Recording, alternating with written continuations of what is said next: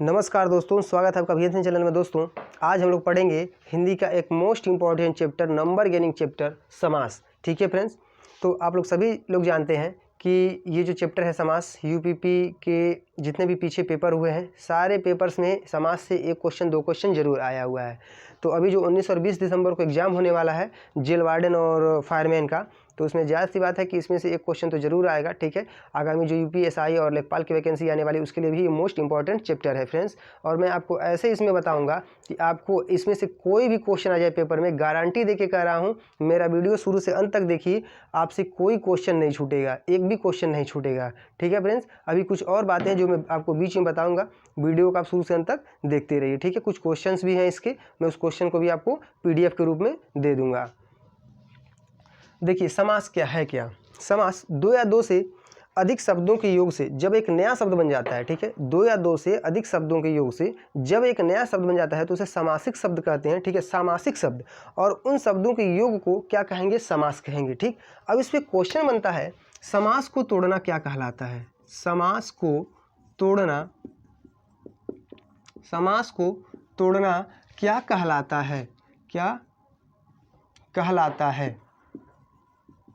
कहलाता है, तो उसे कहते हैं विग्रह। ठीक है, विग्रह। समास को तोड़ना क्या हो जाएगा? विग्रह कहलाता है। समास को तोड़ना विग्रह कहलाता है। ठीक है, ये इस पे क्वेश्चन बनता है, समास को तोड़ना क्या कहलाएगा? विग्रह कहलाएगा। ठीक, अब देखिए समास के हम भेद जानते हैं, समास के भेद, समास के भेद, समास के भेद। तो समास के जो भेद हैं वो सामान्यतः 6 भेद हैं। कितने भेद हैं? सामान्यतः 6 भेद, सामान्यतः या मुख्यतः 6 भेद। ठीक, 6 भेद हो गए, और इसके जो उपभेद होते हैं, उपभेद वो होते हैं 15। उपभेद कितने होते हैं? समास के 15 हैं। ठीक है फ्रेंड्स, अभी देखिए मैं आप लोग से माफ़ी चाहूँगा क्योंकि इसमें मेरे वीडियो में कहीं आपको बैकग्राउंड में म्यूजिक का आवाज़ आ रहा होगा या पटाखे की आवाज़ आ रही होगी। फ्रेंड्स मेरे घर के आसपास, ठीक है, पंडाल रखा हुआ है तो वहाँ पे गाने चल रहे हैं। ठीक है, तो ये उसी का आवाज़ है, तो उसके लिए सॉरी चाहूँगा। बाकी वीडियो आपका कंटिन्यू है, देखते रहिए। ठीक, अब ये समझ गए समास के भेद कितने हैं? 6 भेद हैं। उपभेद कितने हैं? 15 हैं। ठीक है, अभी देखिए अब मैं इसको रफ कर रहा हूँ। अब वो 6 भेद हैं कौन कौन से? पहला है अव्ययी भाव, अव्ययी भाव समास। ठीक है, हिला है क्या? दूसरा है, ठीक है, दूसरा है आपका तत्पुरुष समास, तत्पुरुष समास, तत्पुरुष समास। तीसरा है, ठीक है, तीसरा आपका हो जाएगा कर्मधारय, कर्मधारय समास। ठीक, चौथा आपका हो जाएगा द्विगु समास, द्विगु समास। ठीक, पांचवा आपका हो जाएगा द्वंद्व समास। ठीक है, द्वंद्व समास। और छठवां आपका हो जाएगा बहुव्रीहि समास, बहुव्रीहि समास। ओके फ्रेंड्स, तो अब ये जान गए जो सामान्यतः 6 भेद होते हैं कौन कौन से हैं? अव्ययी भाव, तत्पुरुष, कर्मधारय, द्विगु समास, द्वंद्व समास और बहुव्रीहि समास। अब एक एक के बारे में लोग जानते हैं कि अव्ययी भाव है क्या। अव्ययी भाव देखिए, अव्ययी भाव देखिए। ठीक है, अव्ययी भाव में इस समास में पहला पद अव्यय, पहला पद अव्यय तथा उत्तर पद या अंतिम पद। ठीक है, अंतिम पद। ओके फ्रेंड्स, उत्तर पद या अंतिम पद क्या होता है? आपका संज्ञा होता है। अब देखिए हमने यहाँ लिखा हुआ है पहला पद और उत्तर पद। पहले पद को कहीं कहीं पूर्व पद भी बोला जाता है। क्या बोला जाता है? पूर्व पद ही बोला जाता है। तो इसमें कंफ्यूज मत होना, कहीं कहीं दिया होता है पूर्व पद और उत्तर पद, तो पूर्व पद को पहला पद, उत्तर पद को अंतिम पद, हम अपने मन से उसे दूसरा पद भी कह सकते हैं। ठीक है, यानी कि जो पहले आएगा पूर्व पद, अंतिम वाला उत्तर पद होता है। ठीक है फ्रेंड्स, तो अभी देखिए पहला पद इसका क्या होता है या पूर्व पद क्या होता है? अव्यय, और अंतिम पद क्या होता है? इसका संज्ञा होता है। ठीक है, और देखिए एक हम एग्जाम्पल लेते हैं, जैसे मान लीजिए हम ले दिए यथाशक्ति, यथाशक्ति। तो यथाशक्ति में देखिए इसका जब विग्रह करेंगे तो क्या हो जाएगा? शक्ति के अनुसार, शक्ति के अनुसार, शक्ति के अनुसार, शक्ति के अनुसार। देखिए यहाँ पे जब हमने इसका विग्रह किया तो इसमें क्या हो गया, एक पद क्या बन गया, अव्यय बन गया, और दूसरा पद क्या बन गया, इसका संज्ञा। यानी कि संज्ञा क्या है, शक्ति, यहाँ पे क्या हो गई, संज्ञा, और अनुसार अव्यय हो गया। अब एक सबसे सरल तरीका इसका क्या है, ट्रिक क्या है, ट्रिक देखिएगा, जो पकड़ने का तरीका है अव्यय का, मतलब अव्ययी भाव समास का, कभी नहीं भूलेगा, कभी नहीं गलत होगा। जब भी हम अव्ययी भाव अगर समास देखते हैं, कोई समास अगर ऐसे दे दे विकल्प में, इसको हटा दीजिए, ये दिया हुआ है ऐसे, अगर चार विकल्प दे दे, उसमें पकड़ना होता है अव्ययी भाव कौन सा है। देखिएगा कि कौन सा ऐसा समास है जिसमें, ठीक है, उपसर्ग लगा हुआ हो। उपसर्ग हमेशा कहाँ जुड़ता है, आगे जुड़ता है, मतलब शब्द के आगे जुड़ता है, ठीक, उसे से मतलब जो उसके पीछे जोड़ करके हमें शब्द बनाना होता है। देखिए यथा है, तो यथा शब्द का प्रयोग करके कुछ शब्द बनाइए, पढ़े होंगे आप लोग, तो यथाशक्ति, ठीक है, या यथारुचि, ठीक है। अभी एक और लेते हैं, तो अभी क्या होता है, उपसर्ग होता है। उपसर्ग कौन सा होता है, पहला पद क्या होगा, अव्यय, या उसे हम क्या कहेंगे, उपसर्ग होता है, ठीक है। इसका अव्ययी भाव समास में अगर क्या हो जाए, उपसर्ग लगा हो, तो क्या कहलाएगा, अव्ययी भाव समास होगा। अगर विग्रह नहीं करते हैं, केवल उपसर्ग पकड़ लेते हैं, तब भी आप उसे मार सकते हैं, अव्ययी भाव समास होगा। जैसे मान लीजिए दूसरा एग्जाम्पल लेते हैं, यथारुचि। तो इसका क्या हो जाएगा, रुचि के अनुसार। देखिए यथा शब्द का प्रयोग करके आप या यथा उपसर्ग लगाकर शब्द बनाइए, तो यथा रुचि, ठीक है। अभी देखिए प्रत्यक्ष लिखते हैं, प्रत्यक्ष प्रति शब्द का प्रयोग करके, देखिए प्रत्यक्ष में कौन सा उपसर्ग लगा हुआ है, तो अब जानेंगे, ये प्रति शब्द लगा हुआ है, इसमें कौन सा उपसर्ग लगा हुआ है, प्रति उपसर्ग जुड़ा हुआ है, ठीक है। तो इसका विग्रह करेंगे तो अच्छ के प्रति, इसका क्या हो जाएगा, अच्छ के प्रति, ठीक है, अच्छ के प्रति। तो के प्रति के अनुसार, ये भी इसका तरीका पकड़ने का, के प्रति के अनुसार अगर आ जाए तो वहाँ भी क्या हो जाएगा, अव्ययी भाव समास, अथवा उपसर्ग अगर आप पकड़ लिए तो वहाँ भी क्या हो जाएगा, अव्ययी भाव समास। अब इसमें आपका कोई गलती नहीं होना चाहिए, ठीक है फ्रेंड्स। अगला देखते हैं तत्पुरुष समास, ठीक है, तत्पुरुष समास, इसे मैं रफ कर रहा हूँ। तत्पुरुष समास, देखिए तत्पुरुष, दूसरा है हमारा तत्पुरुष समास। तो तत्पुरुष क्या है भाई, अभी मैंने बताया पूर्व पद और उत्तर पद, पूर्व पद प्लस उत्तर पद, इसे पहला पद और इसे अंतिम पद बोलिए, ठीक है। तो इसमें जो तत्पुरुष समास होता है, उत्तर पद की प्रधानता होती है। किसकी प्रधानता होती है, उत्तर पद की प्रधानता होती है, ठीक है, न कि पूर्व पद की। पूर्व पद का कोई वैल्यू नहीं होता, उत्तर पद की इसमें प्रधानता होती है। जैसे मान लीजिए हमने ले लिया माखन चोर, यानी कि इसका विग्रह कीजिए, माखन को चुराने वाला। तो इसमें प्रधानता किसकी हो गई, माखन की या चुराने वाले की। तो जब माखन नहीं रहेगा तो आदमी चुराए किसे, ठीक है। तो माखन को चुराने वाला, ठीक है फ्रेंड्स, माखन को चुराने वाला, ठीक है। तो एक दूसरा एग्जाम्पल देखते हैं। दूसरा एग्जाम्पल हम ले लेते हैं दोस्तों, सुख प्राप्त, ठीक है, सुख प्राप्त। इसका विग्रह कीजिए तो क्या हो जाएगा, सुख को प्राप्त। तो भाई अब देखिए, माखन चोर में माखन को क्या करने वाला, चुराने वाला, यानी कि इसकी प्रधानता हो रही है सुख प्राप्त। किसको प्राप्त, सुख को प्राप्त, ठीक है, सुख को प्राप्त। तो अगर ये यहाँ पे उत्तर पद की प्रधानता न हो तो बाकी पद की क्या हो जाएगी, कोई वैल्यू स्पष्ट नहीं होती है, ठीक है। अब देखिए तत्पुरुष समास के हम भेद जानते हैं, ठीक है, तत्पुरुष समास के हम भेद जान लेते हैं। तत्पुरुष समास के भेद क्या है, तत्पुरुष समास के 6 भेद हैं मुख्यतः। इसके कितने भेद हैं, मुख्यतः भेद हैं इसके 6। समास के भी 6 भेद, तत्पुरुष समास के भी 6 भेद। तो वो 6 भेद कौन कौन से हैं, देखिए कारक हमारा होता है 8। कारक कितने होते हैं, 8। लेकिन 8 में से आप 2 कारक को निकाल दीजिए। 2 कारक को अगर हम निकाल दें तो कितने बचते हैं, 6, ठीक, कितने बचेंगे, 6, ठीक है। तो ये 6 कारक ही इस तत्पुरुष समास के 6 भेद होते हैं। और वो कौन, कर्ता कारक, ध्यान दीजिएगा, थोड़ा सा मिस हुआ था। कर्ता कारक और संबोधन कारक को छोड़ दें, ठीक है, कर्ता कारक और संबोधन कारक को छोड़ दें, ठीक, कर्ता कारक और किसको, संबोधन कारक को छोड़ दें, तो हमारा मतलब जो 6 बचते हैं, यानी कि कर्ता ने हटा दीजिए, कर्म से ले करके, ठीक है, कर्म से ले करके अधिकरण तक जो 6 कारक बच रहे हैं, इन्हीं की विभक्तियाँ यूज होती हैं। जैसे कर्म कारक का कर्म कारक विभक्ति क्या होती है? को।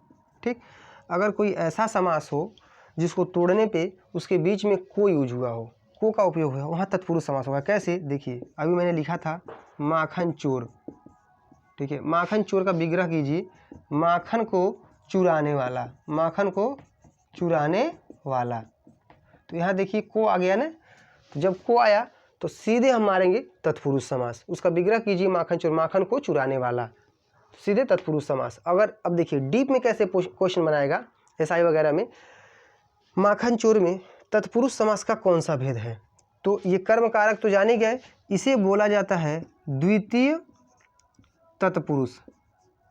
तत्पुरुष, द्वितीय तत्पुरुष। ठीक है फ्रेंड्स, द्वितीय तत्पुरुष या द्वितीय तत्पुरुष। ठीक है, द्वितीय तत्पुरुष जिसे हम कर्म कारक की विभक्ति यूज करते हैं, उसमें कौन सा तत्पुरुष होता है? द्वितीय तत्पुरुष। जैसे माखन चोर, माखन को चुराने वाला। दूसरा देखिए, कर्ता ने कर्म को। अब आता है करण कारक। करण कारक, करण कारक की विभक्ति क्या होती है? इसको हम बोलते हैं तृतीय तत्पुरुष। तत्पुरुष, तृतीय तत्पुरुष। इसकी जो विभक्ति होती है करण कारक की, से मतलब जुड़ना। ठीक है, इस से का मतलब क्या होता है? जुड़ना। ठीक है, तो अभी देखिए इसका एक एग्जाम्पल लेते हैं, करुणापूर्ण।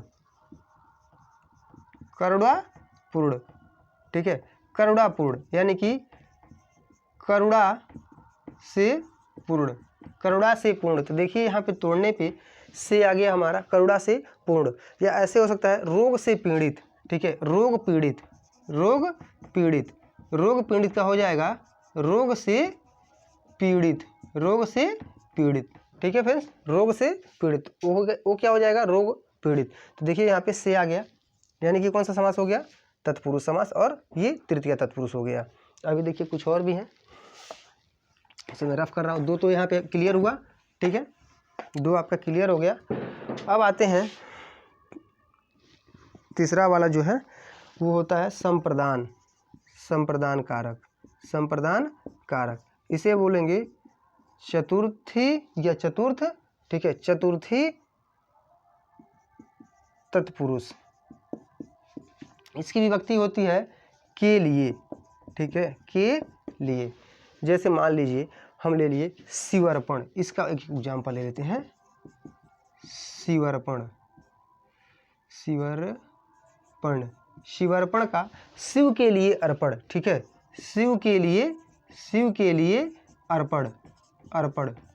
वीडियो थोड़ा सा लंबा हो तो घबराइए मत, क्योंकि मैं पूरा एकदम अच्छे से बता रहा हूँ, आपको कभी भूलेगा ही नहीं फ्रेंड्स। ठीक है, शिव के लिए अर्पण। देशभक्ति, देखिए देशभक्ति ले लें, देशभक्ति में कौन सा समास है? तो देश के लिए भक्ति, देश के लिए भक्ति, देश के लिए भक्ति।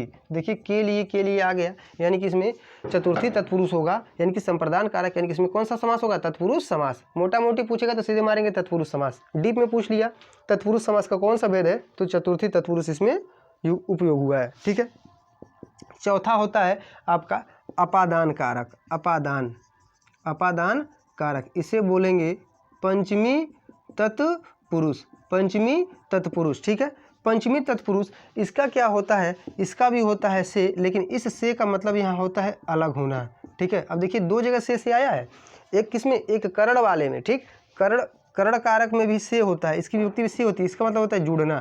ठीक है, और अपादान कारक में जो से होता है उसका मतलब होता है अलग होना। अब देखिए इसका एक एग्जाम्पल लेते हैं, जैसे मान लीजिए पथभ्रष्ट। पथ भ्रष्ट यानी कि पथ से भ्रष्ट, पथ से भ्रष्ट। एक और ले लीजिए चिंता मुक्त। ठीक है, चिंता मुक्त, चिंता मुक्त। कहते नहीं, अरे तुम तो बहुत चिंता मुक्त व्यक्ति हो, यानी कि चिंता से मुक्त, चिंता से मुक्त। समझ में आ रहा है? चिंता से मुक्त। देखिए यहाँ भी से यूज हुआ, यानी कि इसमें तत्पुरुष समास है और इसमें पंचमी तत्पुरुष यूज हुआ है। ठीक है, अभी आते हैं पांचवा वाला जो है। पांचवा वाला क्या है आपका? संबंध कारक। संबंध कारक, संबंध कारक में देखिए षष्ठी तत्पुरुष, षष्ठी तत्पुरुष, षष्ठी तत्पुरुष। तो इसकी जो विभक्ति यूज होती है वो विभक्ति है का, की, के। जानते ही होंगे का, की, के, ना, नी, ने और रा, री, रे। ठीक है, तो ये होता है षष्ठी, इसको मिटा रहे हैं। ठीक, का की वाला ही लेते हैं पहले। जैसे मान लीजिए अगर हमने ले लिया गंगा जल, गंगा जल, इसका विग्रह कीजिए तो गंगा का जल, गंगा का जल। देखिए यहाँ गया का, किसका जल, गंगा का जल। तो इसमें तत्पुरुष समास हुआ, लेकिन तत्पुरुष समास का कौन सी विभक्ति यूज हुई है, षष्ठी तत्पुरुष संबंध कारक की विभक्ति। ठीक है, अभी हम लेते हैं वीर पुत्र, वीर पुत्र। तो क्या लिखेंगे, वीर का पुत्र, वीर का पुत्र। ठीक है, वीर का पुत्र, यहाँ ही का यूज हुआ। अब लास्ट वाला लेते हैं सप्तमी विभक्ति या छठवां वाला है। ठीक है, इसको हम बोलते हैं अधिकरण कारक, अधिकरण कारक, अधिकरण कारक, अधिकरण कारक या सप्तमी विभक्ति, सप्तमी तत्पुरुष, सप्तमी तत्पुरुष। ठीक, तो इसकी जो विभक्ति क्या होती है, में और पर, दो ही चीज़ लेते हैं, में और पर। में पर भी होता है, तो में पर। तो जैसे मान लीजिए अगर इसका एग्जाम्पल लिया जाए, अधिकरण कारक में और पर। जैसे मान लीजिए स्वर्गवासी। ठीक है, स्वर्गवासी, स्वर्गवासी, विग्रह कीजिए इसका तो क्या हो जाएगा, स्वर्ग में बसने वाला। कहाँ पे, स्वर्ग में बसने वाला। देखिए में आ गया यहाँ पे। ठीक है, वनवास या वनवासी, वनवास, वन में वास। ठीक है, तो में आ गया ना, तो में यानी कि अधिकरण कारक, अधिकरण कारक यानी कि इसमें देखिए में आया, तोड़ दिए तो कौन सा इसमें समास हुआ, तत्पुरुष समास। और तत्पुरुष समास का कौन सा विभक्ति यूज हुआ, सप्तमी तत्पुरुष। ठीक है फ्रेंड्स, तो आशा करता हूँ ये आपको समझ आ गया होगा तत्पुरुष। अब आते हैं कर्मधारय समास में। ठीक है, जो समास का तीसरा भेद है, समास का तीसरा भेद कर्मधारय समास। ठीक है, कर्मधारय, कर्मधारय समास। देखो फ्रेंड्स, अभी समास का जो तीसरा भेद है वो है कर्मधारय समास। ठीक है, कर्मधारय समास में इसको ध्यान से समझना, इसमें कोई कंफ्यूजन नहीं चाहिए, सारी कंफ्यूजन दूर हो जाएगी। देखो, कर्मधारय में पूर्व पद या प्रथम पद जिसको हम बोलते हैं वो विशेषण होता है। ठीक है, पूर्व पद या प्रथम पद क्या होता है, विशेषण होता है। उत्तर या अंतिम पद हमारा क्या होता है, विशेष या संज्ञा होती है। संज्ञा को ही विशेष से बोला जाता है ना। तो क्या करें, जिसकी विशेषता बताई जाए वो विशेष, और जो विशेषता बताता है क्या कहलाता है, विशेषण कहलाता है। मेरा एक इसमें वीडियो है, देख लेना जाके आपको उसका विशेषण वाला। तो पूर्व पद विशेषण और उत्तर पद या अंतिम पद विशेष्य कहलाता है। ठीक है, और इसमें अंतिम पद की प्रधानता होती है। किसकी प्रधानता होती है, अंतिम पद की प्रधानता होती है, यानी कि संज्ञा की ही इसमें प्रधानता होती है। जैसे मान लो हम ले लिए एक एग्जाम्पल, महाकवि, महाकवि। ठीक है, तो महान है जो कवि, तो कवि क्या है, कवि महान है। ठीक है, ये आपका विशेष हुआ। इस विशेष की विशेषता कौन बता रहा है, महान शब्द। ठीक है, अभी एक और लेते हैं, नीलकमल, नीलकमल, नीलकमल यानी कि नीला है जो कमल, नीला है जो कमल। कमल कैसा है, नीला है। देखिए, तो नीला शब्द आपका विशेषण हुआ, कमल क्या हो गया, आपका विशेष हो गया। तो जब इसको आप तोड़ेंगे ना, मतलब विग्रह करेंगे, तो अपने आप ही बैठ जाएगा, विशेषण और विशेष में ये अपने आप बैठ जाएगा। अभी एक और लेते हैं, चरण कमल, चरण, चरण कमल, चरण कमल यानी कि कमल के समान चरण। ठीक है, या सादृश्य भी कहीं कहीं होता है, चरण के समान या सादृश्य क्या हो जाए, चरण हो जाए। ऐसा इंसान जिसका चरण क्या हो, कमल के समान हो। तो देखिए, कमल का जो है कि यानी कि चरण कैसा है, चरण कमल के समान है। ठीक है, तो यहाँ भी तो बन रहा है विशेष और विशेषण। ठीक है, तो अभी देखिए एक ट्रिक ऐसा है, ट्रिक देखिए क्या है, ट्रिक ऐसा है कर्मधारय में, चार चीज़ें, इसमें तीन चीज़ें आती हैं। ठीक है जो, है जो, विग्रह करने पे बीच में है जो आ गया, के समान आ गया। ठीक है, के समान आ गया, और के सादृश्य आ गया, के सादृश्य आ गया। तो वहाँ कौन सा समास होगा, यही आपका ट्रिक है। ठीक है, ऐसा समास जिसको तोड़ने पे, विग्रह करने पे बीच में क्या आ जाए, है जो आ जाए, के समान आ जाए, के सादृश्य आ जाए। ठीक है, तो वहाँ हम कौन सा समास मानेंगे, कौन सा समास माना जाएगा? कर्मधारय समास। ठीक है फ्रेंड्स, कर्मधारय समास वहाँ पे माना जाएगा। ठीक, अभी और भी मैंने बताया कि पहला पद या पूर्व पद क्या होता है? विशेषण। अंतिम पद क्या होता है? विशेष या संज्ञा होती है। देखिए यहाँ से स्पष्ट है, कवि महान है, कमल नीला है, चरण किसके समान है? कमल के समान है। ठीक है फ्रेंड्स, तो ऐसे भी हो सकता है मृग नयनी। ठीक है, मृग नयनी।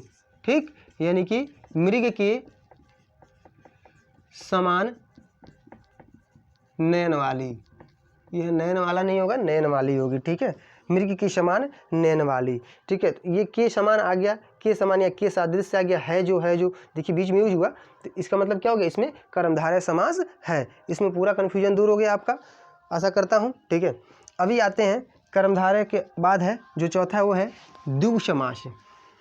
इसको मैं रफ कर रहा हूँ, द्विगु समास। ठीक है, द्विगु समास चौथा है, द्विगु समास, द्विगु समास। ठीक है, तो द्विगु समास में देखिए, द्विगु समास में ये जो द्विगु समास होगा, द्विगु समास में पूर्व और उत्तर पद, ये तो सभी में आएगा, स्पष्ट है। तो पूर्व पद यानी कि प्रथम पद जो होगा वो संख्यावाचक होगा। इसमें पहला पद ही संख्यावाचक होगा, यानी कि 3, 4, 8, 9, 7, 5 ऐसे संख्यावाचक होगा। और उत्तर या अंतिम पद हमेशा संज्ञा होगा। जैसे देखिए ये सबसे इजी है इसको पकड़ना, और इसका यही है कि संख्यावाचक का यूज हुआ होता है। जैसे चौराहा, चौराहा, इसका विग्रह कीजिए, 4 राहों का समागम, 4 राहों का समागम। ठीक है, या समाहार। ठीक है, समागम या समाहार, जहाँ 4 राहें आकर के मिले वहाँ चौराहा। ठीक है, अठन्नी, अठन्नी, तो अठन्नी, अठन्नी में 8 आनों का समाहार, 8 आनों का समाहार। ठीक है, एक और एग्जाम्पल ले लेते हैं, नवरत्न, नवरत्न। देखिए यहाँ 8 है, 4 है, तो संख्या हो गया ना, नवरत्न, यानी कि नवरत्नों का, ठीक है, 9 या नव रत्नों का समाहार। ठीक है, तो यहाँ देखिए जो 9 है ये संख्यावाचक, 8 है संख्यावाचक, 4 है संख्यावाचक। ठीक है, यहाँ पे त्रिफला ले सकते हैं, त्रिफला यानी कि 3 फलों का समाहार या समागम। ठीक है, तो यहाँ संख्यावाचक जिस भी समास में आ जाए विग्रह करने पे, वहाँ कौन सा समास होगा? द्विगु समास होगा। द्विगु समास का मतलब ही होता है संख्यावाचक। ओके, ये क्लियर हुआ। अब आते हैं द्वंद्व समास में, यानी कि पांचवा हमारा क्या है? द्वंद्व समास। ठीक है, पांचवा हमारा हो जाता है द्वंद्व समास, द्वंद्व समास। ठीक, देखो भाई अभी मैंने बताया कि द्वंद्व समास। ठीक है, द्वंद्व समास इसका पकड़ने का तरीका क्या है? द्वंद्व समास ये पांचवा भेद है समास का, तो दोनों पद प्रधान हो, ऐसा समास जिसमें क्या हो जाए? दोनों पद, यानी कि पूर्व पद भी, पूर्व पद प्लस उत्तर पद दोनों क्या हो जाए? दोनों आपका प्रधान हो। ठीक है, पूर्व पद और उत्तर पद दोनों प्रधान हो। ठीक, दोनों संज्ञा अथवा विशेषण हो, दोनों क्या हो जाए? संज्ञा अथवा विशेषण हो जाए। ठीक है, तो वहाँ क्या होता है? द्वंद्व समास होता है। और जब भी ऐसे समास जिसका हम विग्रह करें, बीच में, विग्रह के बीच में और लग जाए, योजक क्या लग जाए? योजक के रूप में और लग जाए। ठीक है, या लग जाए, अथवा लग जाए, एवं लग जाए, तथा लग जाए। ठीक, समास को विग्रह करने पर योजक के रूप में और, या, अथवा, एवं, तथा लग जाए, यही ट्रिक है इसका। ठीक है, ये ट्रिक है आपका।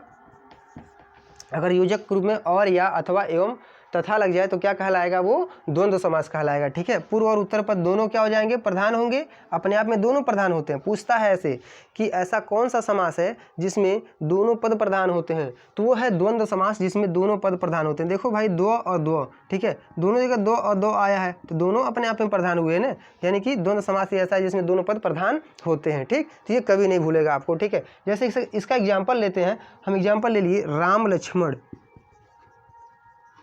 राम लक्ष्मण। ठीक है, राम और लक्ष्मण, जब इसको तोड़िए, राम और लक्ष्मण, राम और लक्ष्मण। ठीक है, देखिए योजक चिन्ह और आ गया। अगर हम दूसरा ले लें, इसका ये पहला है, दूसरा लेते हैं। ठीक है, दूसरा ले लीजिए पाप पुण्य, पाप पुण्य। ठीक, तो पाप और पुण्य, पाप और पुण्य। और एक जो सबसे मोस्ट चीज़ है, वो मोस्ट चीज़ ये है कि इसमें एक दूसरे के अपोजिट लगे होते हैं, ठीक है, एक दूसरे के अपोजिट लगे होते हैं। और ऐसे समास में योजक चिन्ह, इसे क्या बोलते हैं, योजक चिन्ह, ठीक है, योजक चिन्ह लगा होता है। द्वंद्व समास में योजक चिन्ह लगा होता है। और जो भी इसमें दी हुई मतलब समास है, इसमें एक दूसरे के अपोजिट, पाप का अपोजिट क्या होता है, पुण्य होता है, ठीक है। राम का उल्टा लक्ष्मण हो जाएगा, ठीक, भाई का उल्टा बहन, ठीक है, मतलब जो इसका अपोजिट होगा, माता का अपोजिट पिता होगा, ठीक। तो एक दूसरे के अपोजिट होते हैं, ठीक है। और इसमें योजक चिन्ह हमेशा और, या, अथवा, एवं, तथा जुड़ेगा। दोनों संज्ञा होंगे या दोनों विशेषण होंगे। देखिए राम और लक्ष्मण दोनों संज्ञा है, पाप और पुण्य क्या हो गया, दोनों विशेषण हो गया ना, ठीक है। तो इसमें ऐसे जुड़ता है। तो ये आपको आसानी समझ में आ गया होगा, अब कभी भी कन्फ्यूजन नहीं होगा, आशा करता हूँ, ठीक है। और इसमें योजक चिन्ह जुड़ा होता है। अभी और भी बहुव्रीहि में भी योजक आता है, तो गलती मत करना, वहाँ पे पकड़ने के तरीका बता दिया कि क्या होता है, दोनों या तो विशेषण होंगे, दोनों या तो संज्ञा होंगे, तोड़ने पर और, या, अथवा, एवं, तथा उसका योजक शब्द जुड़ेगा, ठीक है। और द्वंद्व के 3 भेद होते हैं। द्वंद्व के कितने भेद होते हैं, 3 भेद हैं, ठीक है। द्वंद्व समास के कितने भेद हैं, 3 भेद हैं, ठीक। तो अब ये समझ गए राम लक्ष्मण पाप पुण्य। एक और लेते हैं, मोटा ताजा, मोटा ताजा, मोटा ताजा, मोटा और ताजा, ठीक है, मोटा और ताजा, मोटा और ताजा, ये हो गया। भला बुरा ले लीजिए, भला बुरा, ऊपर चलते हैं, यहाँ नहीं, भला बुरा। तो भला बुरा का क्या हो जाएगा, ठीक है, भला या बुरा, ठीक है। थोड़ा बहुत, थोड़ा या बहुत, थोड़ा अथवा बहुत वहाँ कर सकते हैं, ठीक है। तो ऐसे हो जाएगा। तो इसे मैं मिटा रहा हूँ, ठीक है। अभी लास्ट जानते हैं बहुव्रीहि समास। वीडियो थोड़ा सा लंबा हुआ है, लेकिन ये है कि आपको एकदम बढ़िया से समझ में आया होगा। बहुव्रीहि समास। अब इस वीडियो को देखने के बाद आपसे कोई भी समास का क्वेश्चन नहीं छूटेगा, ना ही गलत होगा, मैं गारंटी देके कह रहा हूँ, ठीक है। बहुव्रीहि समास, देखिए बहुव्रीहि समास में क्या होता है, इसमें पूर्व पद और उत्तर पद कोई भी प्रधान नहीं होता है, कोई पद प्रधान नहीं, कोई पद प्रधान नहीं होता है। यही चीज़ें हैं जो मैं आपको बता रहा हूँ, ये मोस्ट इम्पॉर्टेंट है कि ऐसा कौन सा समास है जिसमें कोई पद प्रधान नहीं होता है, तो वो होता है बहुव्रीहि। मतलब बहुव्रीहि जिसमें कोई पद प्रधान नहीं होता है और दोनों शब्द मिलकर किसी तीसरे का अर्थ बताते हैं, ठीक है। बहुव्रीहि समास में क्या होता है, जो मतलब बहु है व्रीहि यानी कि धान्य, जिसके वह, ठीक, यानी कि ये क्या करते हैं, किसी तीसरे का अर्थ, दोनों शब्द मिलकर एक नया अर्थ प्रकट करते हैं, यानी कि अलग अर्थ प्रकट करते हैं। जैसे मान लीजिए दशानन, हम ले लेते हैं दशानन, दशानन, दस है आनन जिसके, 10 है आनन जिसके, आनन जिसके।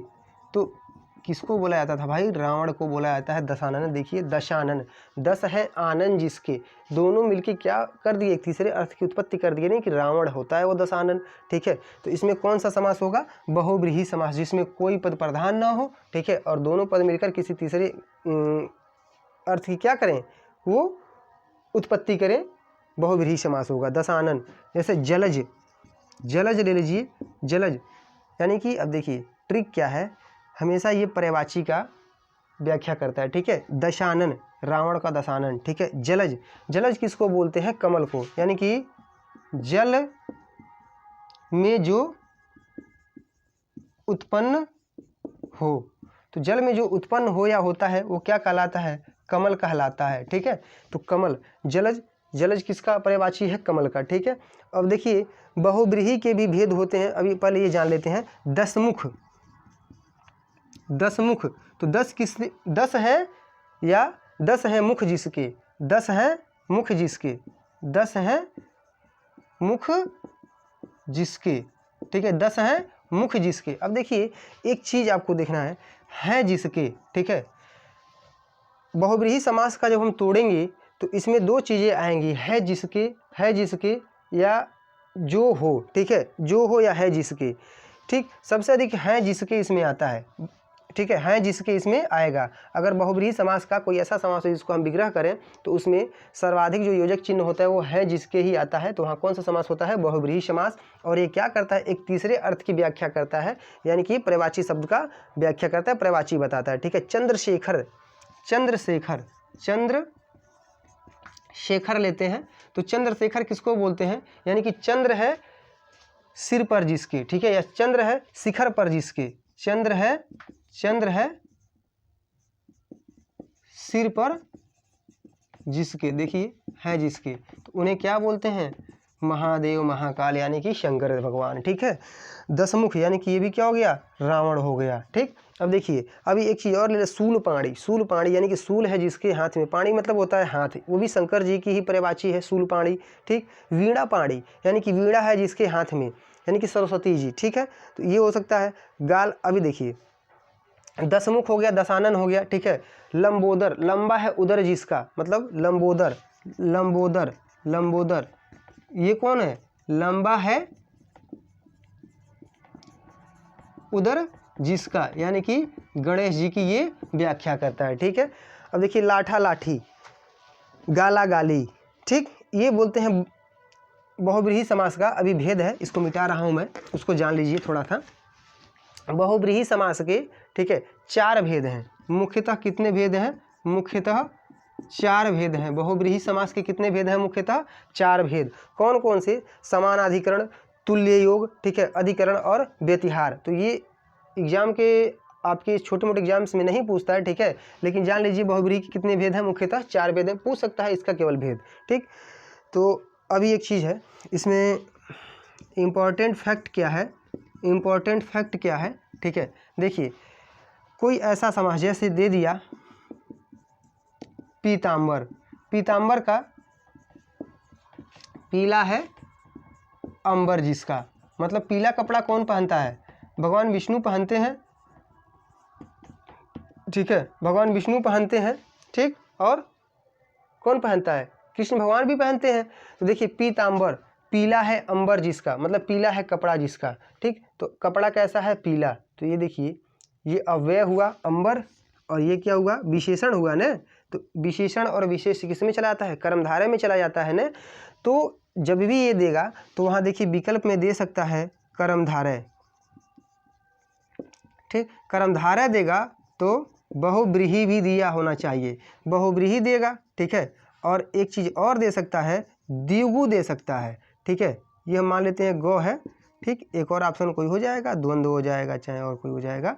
तो कभी भी हम किसकी प्रधानता देते हैं, पीतांबर यानी कि बहुब्रीहि समास की, ठीक है। अगर ऐसे कोई सवाल क्वेश्चन आ गया पीतांबर में कौन सा समास है, तो हम हमेशा मारेंगे बहुब्रीहि, न कि कर्मधारय, ठीक है। अब ऑप्शन में अगर बहुब्रीहि न हो, कर्मधारय हो, द्विगु हो, द्वंद्व हो, अव्ययी भाव हो, तो वहाँ मारेंगे कर्मधारय, ठीक है फ्रेंड्स। जब ऑप्शन में बहुब्रीहि नहीं होता है, अगर ये न हो तब जाके कर्मधारय होगा, लेकिन अगर ऑप्शन में बहुब्रीहि दिया होगा, ठीक, और इसका एक तीसरा वाला अर्थ निकल रहा हो उस समय, तो वहाँ बहुब्रीहि को हम क्या करेंगे, प्रधानता देंगे, बहुब्रीहि को ही हम टिक करेंगे, ठीक है। आशा करता हूँ ये वीडियो आपको पसंद आया होगा, ठीक है, और अभी तक आपने अगर चैनल को लाइक शेयर सब्सक्राइब नहीं किया है तो शेयर करें, लाइक करें और ज़्यादा से ज़्यादा लोगों को सब्सक्राइब करें फ्रेंड्स, ताकि मेरे ज़्यादा से ज़्यादा सब्सक्राइबर बढ़े और मैं आपको live video per day they सकूं। और ये 19 दिसंबर और 20 दिसंबर जो यूपीपी का एग्ज़ाम है उसके लिए मैं पर डे वीडियो डालूंगा, आप लोग चैनल पे बने रहिए। धन्यवाद फ्रेंड्स।